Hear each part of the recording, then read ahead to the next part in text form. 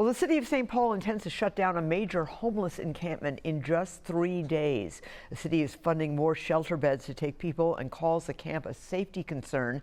But for the people who call the Pig's Eye encampment home, they're worried they won't have a place to go. Our Conor Wight takes us there. Welcoming WCCO into the Pig's Eye encampment in St. Paul, Isaac Thomas told us living here was never the plan. My goal, out of high school, was to go to college. By the age of 30, at least have an apartment, a car, and my kids. All of that failed for me. Thomas says this has been home for around a year and a half. BK says he got here about 2 months ago, losing his home after a short stint in jail. And when I got out, I didn't know where to go, and they told me to go to the hatchery. Yeah. And here we are.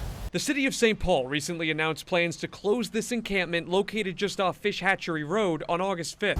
In response, volunteers are showing up to clean, provide services, and protest. Sonia Jackson says she used to live here before she found housing.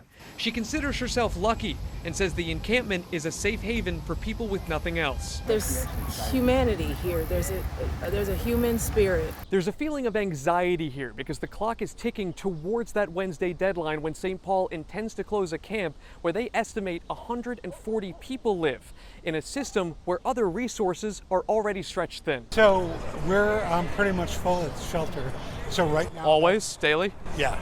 Keith Kozorski says they've installed 49 additional beds at the Catholic Charities Emergency Shelter in downtown St. Paul. Ramsey County provided them around $969,000 for the hardware and extra staff. St. Paul is covering part of that, spending $1 million to expand overall shelter bed capacity in anticipation of closing Pig's Eye and 2 other encampments. Kozorski says as they get ready for the short-term impact, he wants to continue talking about long-term solutions. I'm guessing this is really going to tap the system, and we're preparing really hard to make sure that we can serve folks. City leadership says they can't solve homelessness, but says this is a safety concern. Recording more than 850 911 calls over the past year across the 3 major encampments, responding to assaults, medical emergencies, and fires. We get stolen from, or it's always over some drama, something stupid. So, it's just the fentanyl overdoses are really bad. Thomas says he appreciates the community here, but wants to go back to school. BK has the same idea. I'd love to see myself